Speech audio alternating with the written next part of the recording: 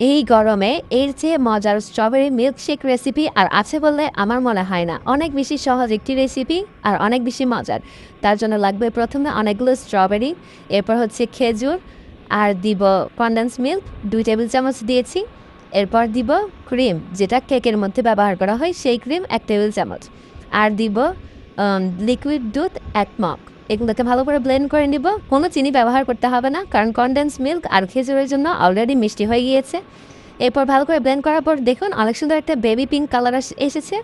এরপর হচ্ছে আমি এটাকে গার্নিশ করার জন্য ছোট ছোট করে কেটে নিয়েছি স্ট্রবেরি, সেগুলো দিয়ে গার্নিশ করে নেব। আর হচ্ছে ব্লেন্ডার জারের মধ্যে কিছু খেজুর রয়ে গিয়েছিলো, সেগুলো দিয়েই আমার গার্নিশিংটা শেষ করব।